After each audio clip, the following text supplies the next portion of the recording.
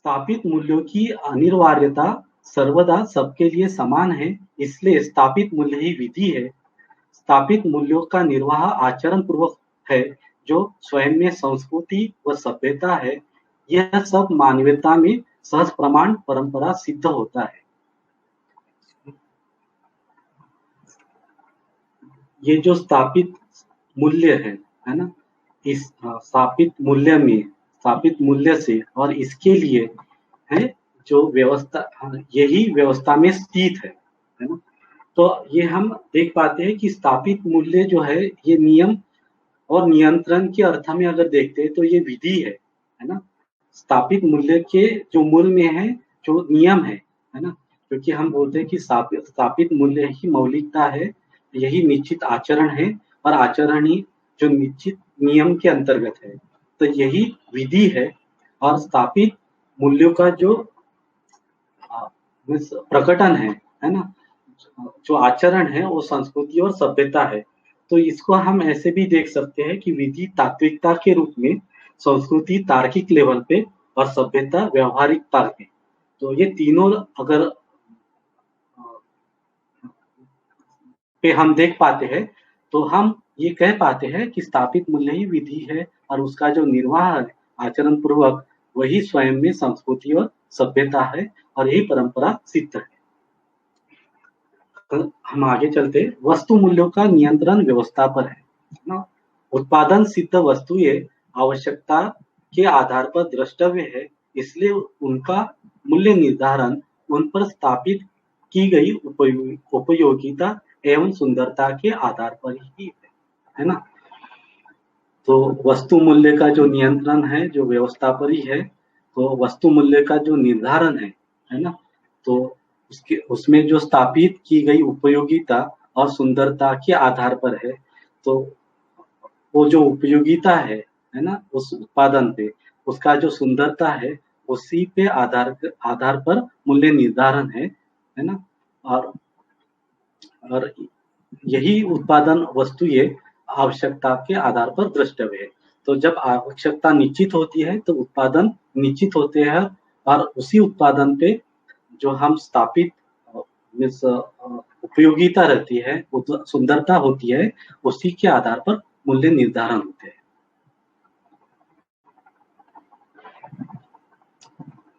हम आगे चलते हैं। आवश्यकताएं सामायिक है।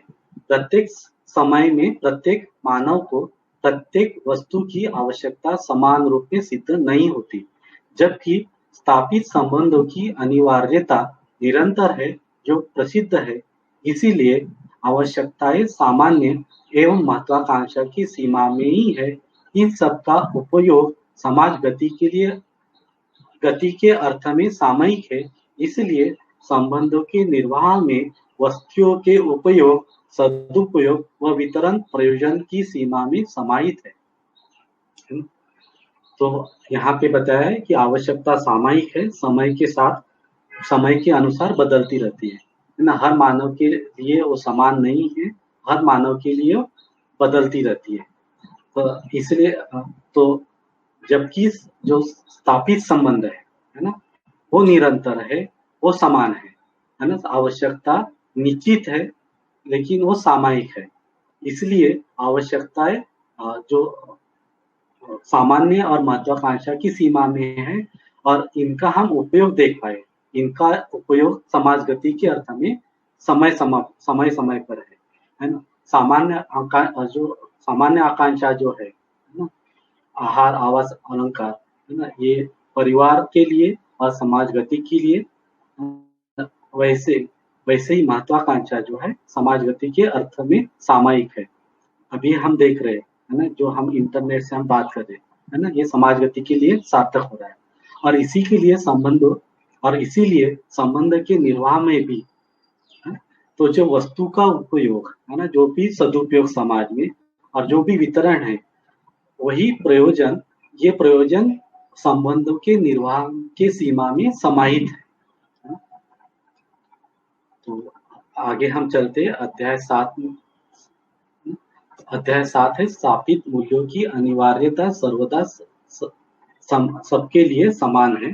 तो आगे का अध्याय प्रतिभा जी से शुरुआत करते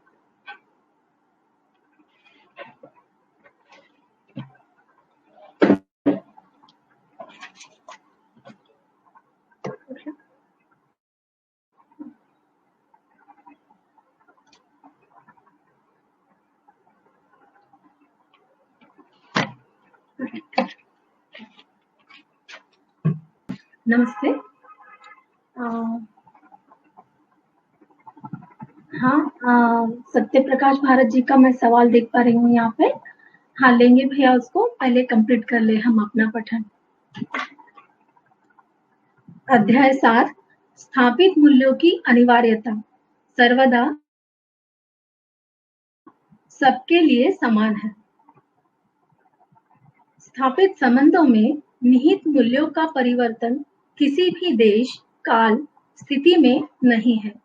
यही स्थायित्व का लक्षण और अनिवार्यता का मूल कारण है। ये तो हमको स्पष्ट ही है सबको कि किसी भी धरती पर स्थापित संबंधों में निहित मूल्य बदलेंगे नहीं। मूल्य सदा सदा के लिए अपरिवर्तनीय ही है। पूरी धरती पर सभी देशों में ये समाये जाते हैं। काल और स्थिति परिस्थिति अनुसार मूल्य बदलते नहीं है। यही मूल्यों में स्थायित्व है। मूल्यों की अपरिवर्तनीयता ही इसके अनिवार्यता का मूल कारण है। तो स्थापित संबंध 7 है। माता पिता, भाई बहन, पुत्र पुत्री, पति पत्नी, गुरु शिष्य, मित्र मित्र संबंध और व्यवस्था संबंध। सारे संबंध यही 7 संबंधों में समाये हैं। हर संबंध में निश्चित अपेक्षाएं हैं जो मूल्य ही है। इस प्रकार के स्थापित मूल्य प्रधानतः 9 है, जो निम्न प्रकार है: कृतज्ञता, गौरव, श्रद्धा, प्रेम, विश्वास, वात्सल्य, ममता, सम्मान और स्नेह। ये 9 स्थापित मूल्य हैं।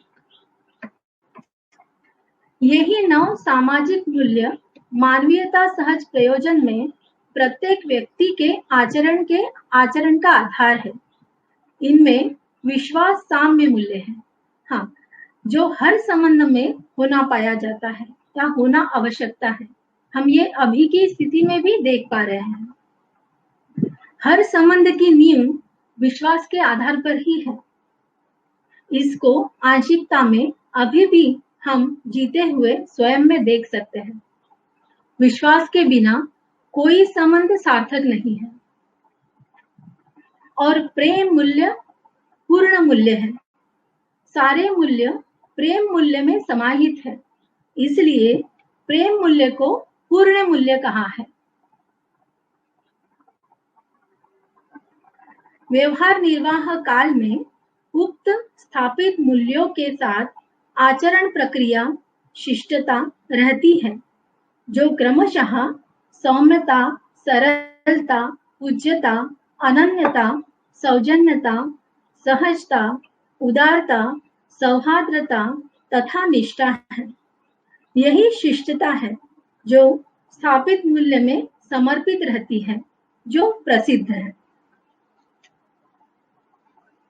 ऊपर दिए हुए पैराग्राफ में जो हमने अभी पढ़ा, उसमें स्थापित मूल्य को व्यवहारित करते समय शिष्ट मूल्य जो है उसकी वो बताए हैं। स्थापित मूल्य बीज रूप में हर मानव में होते ही हैं। मूल्यों की स्पष्ट समझ हम में अध्ययन से आती है। मानव में एक अनिवार्यता भी है। यही मानव में एक अनिवार्यता भी है। मूल्यों का निर्वाह ही मानव में शिष्टता है, जो इस शिष्ट मूल्य के द्वारा दिखता है। यही विचार सांस्कृतिक, यही मानव में विचार और संस्कृति का आधार है। आगे लिखा है, इसलिए शिष्टता पूर्वक स्थापित मूल्य निर्वाह के बिना मानव में अखंडता व उसकी अक्षुण्णता संभव नहीं है।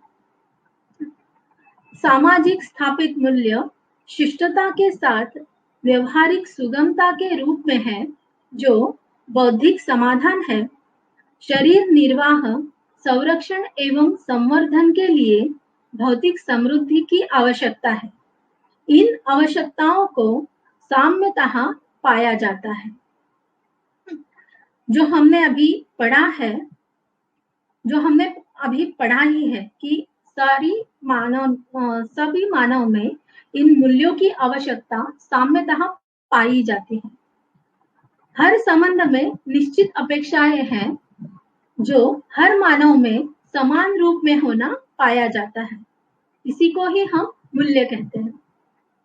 संबंधों में निर्वाह से उभय तृप्ति होती है, वही संबंधों में न्याय है। यही जीवन सुख है। मानव में यही समाधान है।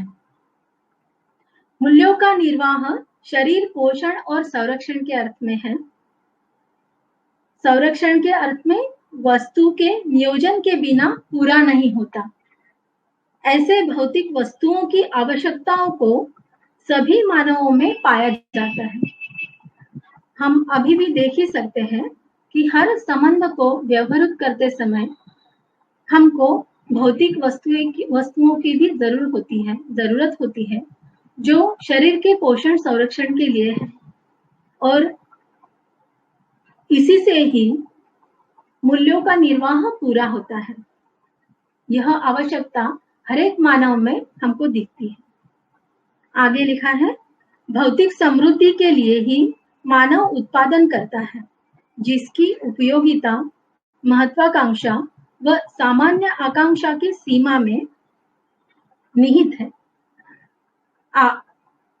यह माने उत्पादन, यहाँ पे यह से मतलब है उत्पादन भी जीवन का एक अविभाज्य आयाम है। यह स्पष्ट है कि उत्पादन मानव जीवन का सर्वस्व नहीं है। यही कारण है कि मानव सामाजिक, आर्थिक, राजनीति को पालन करने के लिए बाध्य है ना।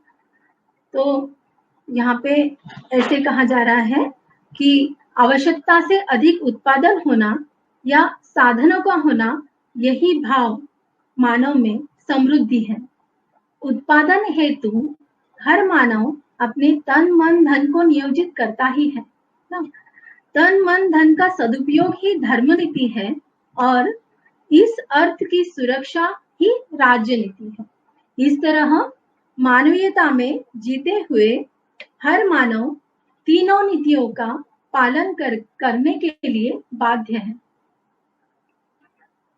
व्यवहारात्मक जनवाद का आधार केवल न्याय ही है, क्योंकि प्रत्येक मनुष्य जन्म से ही न्याय का याचक है ना। तो व्यवहारात्मक जनवाद क्या हुआ? तो मानव की परस्परता में न्याय हो, इस आशय से की गई चर्चा, संवाद और वार्तालाप, यही व्यवहारात्मक जनवाद है। आगे, यही नीति त्रय की समन्वयता की एक सूत्रता का भी कारण है। साथ ही जनवादी चिंतन, निरीक्षण व स्पष्टीकरण का आधार भी है। व्यवहार का आधार न्याय ही है।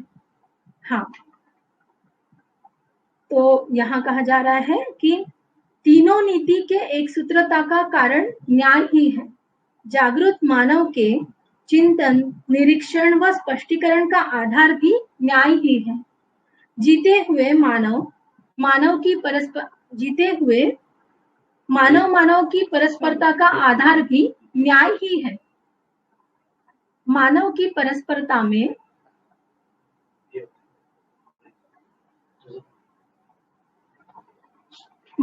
परस्परता में आश्वस्त, विश्वस्त होने का आधार ही न्याय ही है। अखंड समाज परंपरा में स्थापित मूल्य का निर्वाह ही शिष्टता की अभिव्यक्ति तथा अर्थ का सदुपयोग है। अर्थ से मतलब है तन मन धन।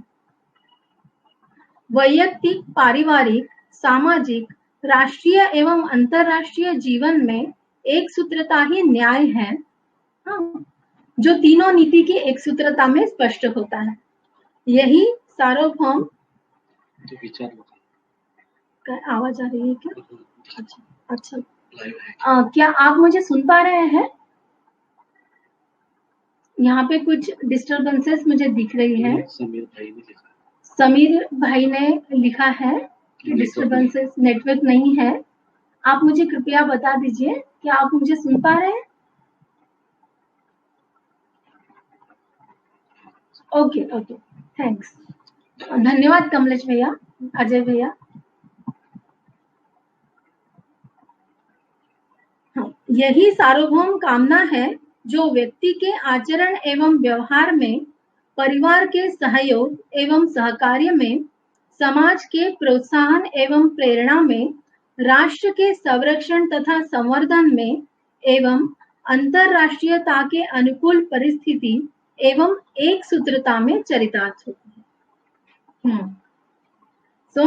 यहाँ पे कहा गया है कि न्याय व्यक्ति में समाधान के रूप में चरितार्थ होता है, न्याय परिवार में सहयोग एवं सहकार्य में शांति के रूप में प्रमाणित होते हुए दिखता है, समाज में प्रोत्साहन एवं प्रेरणा में संतुलन प्रमाणित होने के रूप में न्याय है, राष्ट्र और अंतरराष्ट्र में धरती स्वर्ग होने के रूप में न्याय चरितार्थ होता है।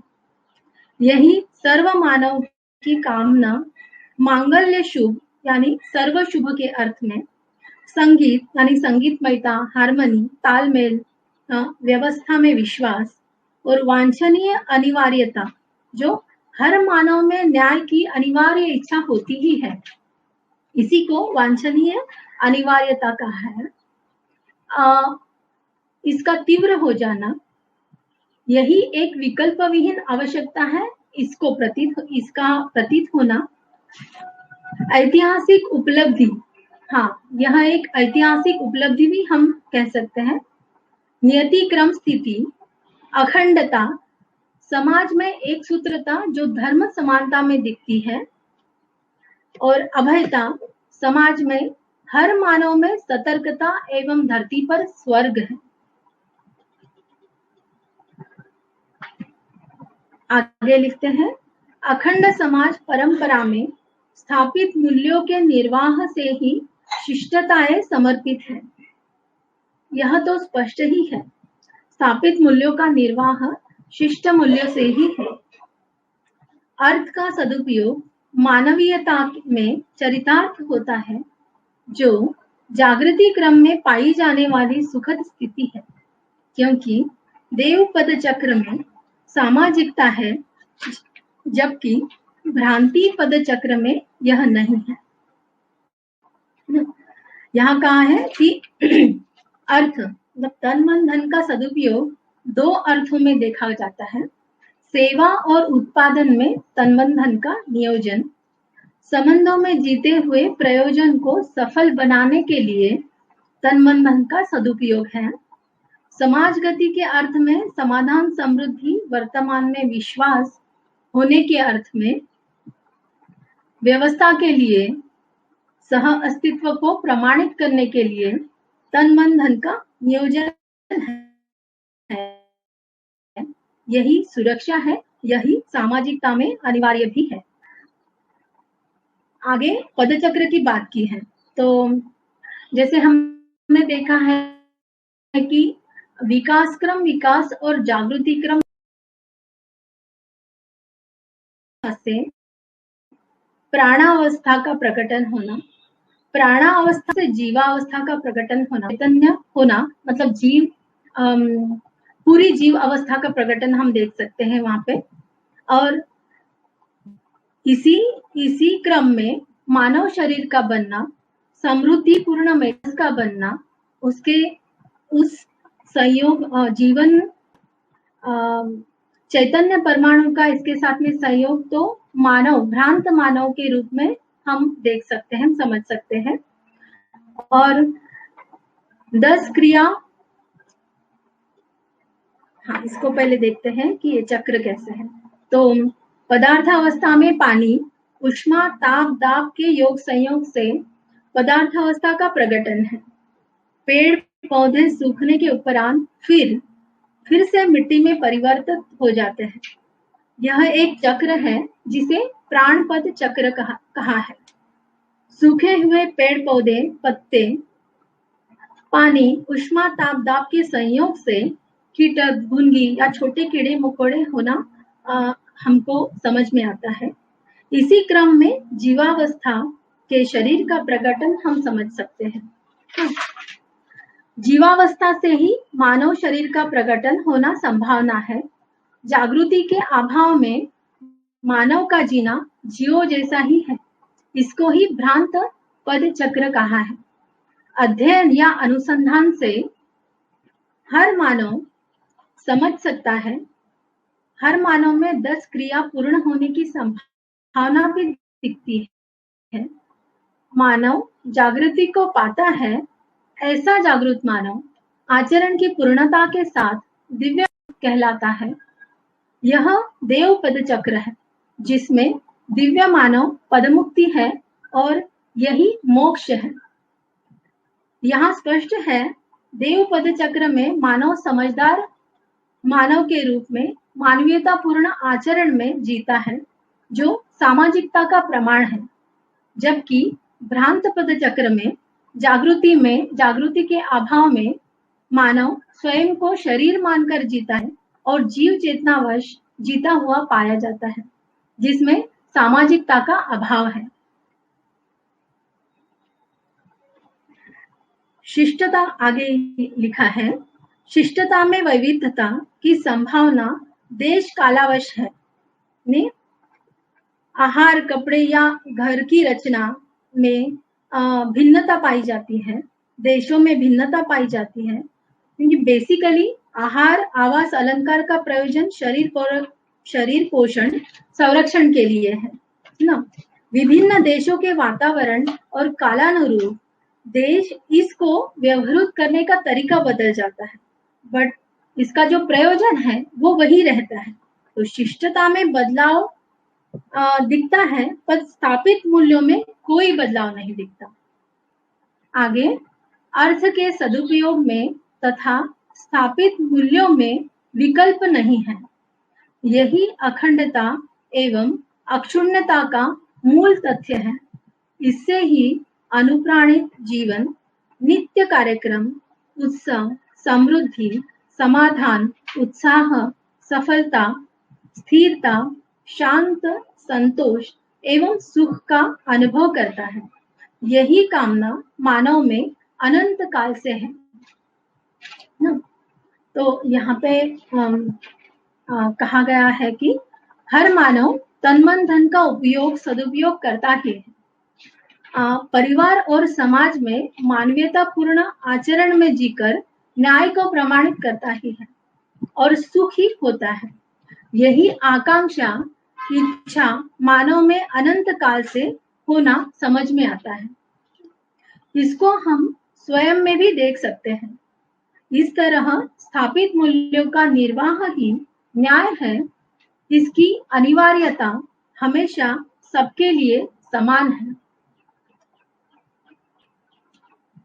तो यहाँ पे 7वां अध्याय पूर्ण होता है। कुछ 5-6 मिनट बचे हैं, प्रश्न को देखेंगे।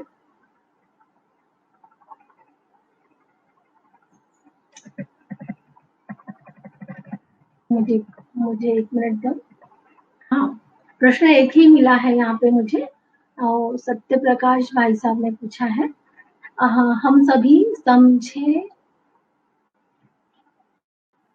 समझे के लिए अमानवीयता की सीमा में सामाजिकता की संभावना नहीं, ये मुझे नहीं स्पष्ट हुआ है। उसके पहले आपने पूछा है, आज की अव्यवस्था के रहते हुए इन मूल्यों को समाज में कैसे लाएंगे। हाँ, ये तो बड़ा सवाल है, बट मैं स्वयं में ऐसा देखती हूँ भैया कि व्यवस्था किस स्तर पे हम व्यवस्था देख पा रहे हैं, अभी अध्ययनरत है। तो मैंने ये माना है कि पहले तो व्यवस्था मुझ में ही दिखनी है। मुझ में व्यवस्था होने के आधार पे मैं परिवार को समझूंगी। परिवार में व्यवस्था होने के लिए मैं कुछ विचाराभ्यास, व्यवहाराभ्यास करने के लिए बाध्य होंगी, बाद में ही समाज के लिए प्रयास है ना? तो अभी तो यही मेरे लिए बाध्यता है कि मैं स्वयं में व्यवस्था को देख पाऊँ। मन, वृत्ति, चित्त, बुद्धि इसकी एक और आत्मा इसकी एक सूत्रता को मैं समझ पाऊँ। मुझ में होने वाले जो संकट है या फिर क्लेश है या विसंगति है विचारों में, इसको मैं देख पाऊँ और अध्ययनरत होकर उसका निराकरण कर पाऊँ। यही मेरे लिए पहले तो अभ्यास है या अनिवार्यता बनती है। और मैं मुझ में देख भी पा रही हूँ कि अगर हर मानव ऐसा स्वयं में व्यवस्था के लिए प्रयासरत हो, तो बाकी का काम तो आसान ही हो जाता है ना? तो मेरी जितनी समझ है, उतने दायरे में मैंने इसका उत्तर दिया है। आशा करती हूँ कि आपका समाधान हुआ होगा। आगे देखते हैं, कोई सवाल है क्या? नहीं, आगे मुझे कोई सवाल नहीं दिख रहा है। तो आज यहाँ पे पठन समाप्त करते हैं हम। सभी को धन्यवाद। यह हमारी अभी की स्थिति है, जो भी हमने यहाँ पे व्यक्त की है। हमारी प्रस्तुति में कमी हो सकती है, लेकिन दर्शन परिपूर्ण है। हम श्रद्धेय श्री ए नागराज जी के प्रति कृतज्ञता व्यक्त करते हैं। हमें इस अभियान में जिनसे योगदान सहायता मिली है, उन सभी के प्रति कृतज्ञता, सभी प्रबोधकों के प्रति कृतज्ञता। विशेष रूप में राकेश भाई जी को धन्यवाद देना चाहते हैं, जिन्होंने हमें अवसर दिया अपने आप में फिर से एक बार जांचने का। और आप सभी का बहुत धन्यवाद। उत्साहवर्धन के लिए धन्यवाद। नमस्कार।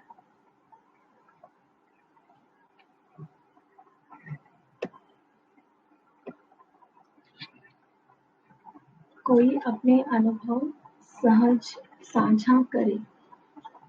प्रतिभा बहन पूछती है, कोई अपने अनुभव साझा करे। मतलब क्या कहना चाहती है, मैं नहीं समझी।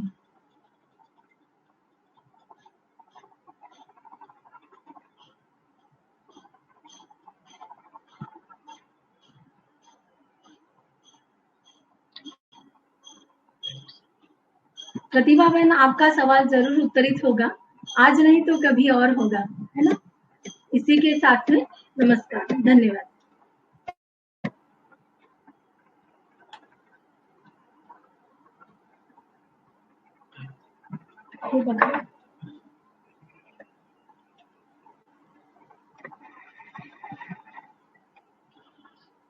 कि स्थापित मूल्यों की अनिवार्यता सर्वदा सबके लिए समान है, इसलिए स्थापित मूल्य ही विधि है। स्थापित मूल्यों का निर्वाह आचरण पूर्वक है, जो स्वयं में संस्कृति व सभ्यता है। यह सब मानवीयता में सहज प्रमाण परंपरा सिद्ध होता है।